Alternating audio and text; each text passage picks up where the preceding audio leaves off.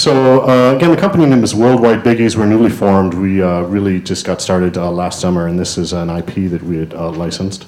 We are a new studio. We make games, film, and TV, and webisodes. What I'd like to say is that we're really more of a portfolio company than a small studio. We've immediately moved into small, medium-sized companies. What we've done, it's gotten big.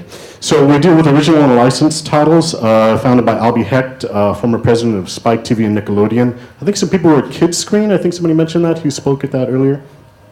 And Reventure, funded by NBCU, Hearst, Prism, Greycroft, and Platform Equity. The idea is we want to make multi-platform hits. We wanted to start online, but we want to move cell phone, television, any way that makes sense for the particular property we're dealing with. We're specifically interested in user engagements that have to do with watch, learn, connect, play, collect, and create. And we use that as sort of a metric when we're trying to figure out what we want to do next. How is it doing all of those things?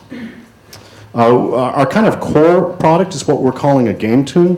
Princess Bride is sort of almost a game tune because it's a licensed property. The narrative was basically fixed, but we did try to find spots in there, and I'll talk about that in a second, then make it a little bit more pliable and work with this problem I think a lot of studios and game developers are working with, which is finding ways to weave game and story in together. This particular game was licensed from Act 3, that's Neil Simon's company. We are looking at the downloadable game model, $19.99 with a try before you buy, and we are going to do sort of a minimal browser-based demo as well to get people interested. We're linking up with all the portals. You guys know how all this works, and we're going to go in pretty large with our marketing.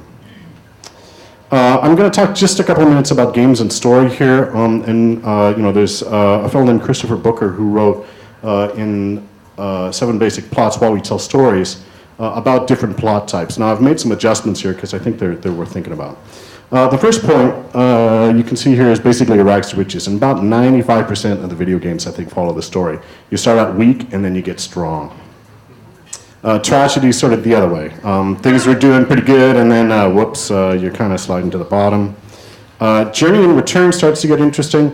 You may be in a pretty good state to start off, and then you decide, I need to go. Things may get rough, you may have some adventures, but the idea is that you go away so that you can come back maybe a little bit better off, a little stronger. There's another version of this, which is the inverted journey and return. The best example I know of this is the story of Flowers for Algernon, where maybe things weren't great, but they were okay. And then you get sort of on this rocket, actually sort of like the subprime mortgage debacle kind of thing of it. So you get on this rocket, like everything's cool, and then you end up worse off than you were in the first place. So that's an interesting story to sort of watch. Rebirth is sort of like Journey and Return, except you've really bottomed out and become a little bit dead. That's relevant for Princess Bride, of course. Comedy, and this is less about where you start than the relationship you have with another person. And this is one where you're kind of together and then you just keep missing whoever it is you're interacting with there, and that's sort of what makes the humor happen. Overcoming the monster, the monster is dominant. You're trying to find a way to kind of get on the other side of him. Maybe you get ahead of him and he goes, you're not going to beat me, and then you end up ahead anyhow. That's overcoming. The interesting thing about overcoming the monster is that if you flip this over, it's the same experience. Romance, they both get the pink lines here. It's Valentine's Day tomorrow, so think about this.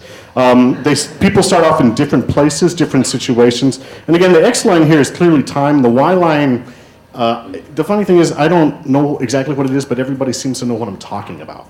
But people start off in different situations, and then maybe there's a chance encounter for some reason. Then they kind of pull apart, and then ultimately they become quite unified and happy together is the standard model.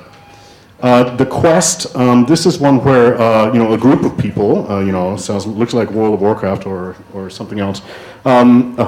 They get happy together. They get sad together. Oh, one gets separated and goes off, and then rejoins the group a little bit later on. And then what happened to Kenny? Oh well, Kenny died.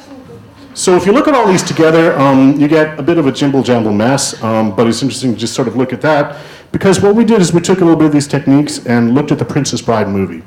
And this was a way, I think there's anybody who's seen that movie can think of a dozen good games in there, but we wanted to find ones that made sense in a lot of different ways. So we did a little bit of analysis. The red line across the top there is the role of the grandfather.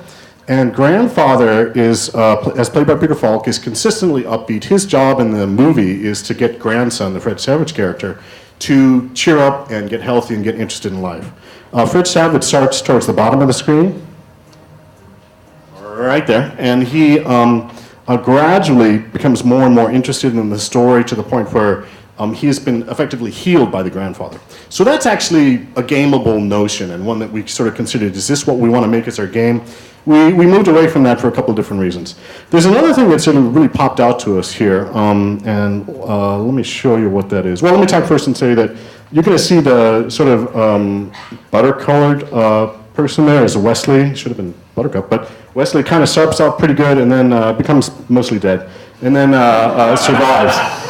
Comes back to life and all as well. Buttercup is the green line, and she gets the right idea and then ends up with Humperdinck, and then Wesley's back, and then rats, gotta marry him, all this. So there's a lot of drama in there. One of the things we noticed is, let me show you. This line right here is Miracle Max. He's in that movie for 3 minutes and a bit. It's like one beat. These are measured out in about 3-minute sort of dramatic beats. His appearance goes from, at the beginning of the movie, he is just not interested in anything. Not the beginning of the movie, the beginning of the scene. He's not interested in Wesley, he's not interested in Inigo or Fezzik, he doesn't care. What happens is that he gets interested because he understands that Wesley has true love for Buttercup. And once he recognizes that, his motivation comes along and he wants to help. Once he helps, everything changes.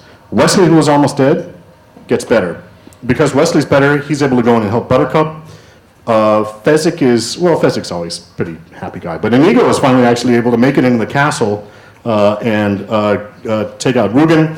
And all the guys who are floating high, Humperdinck and Rugen at that point, they begin to dive. So there's this big cross that starts to happen because Miracle Max is the catalyst. Anyhow, that, it's a game design technique to think about. If you happen to be working with licensed IP, obviously there's a design motivation here as well if you want to get into that. When we wanted to design stories that have these sort of structures built in. We're hiring, but what I really want to do is thank these guys and actually get Chris Schlachter up here to talk about some tech.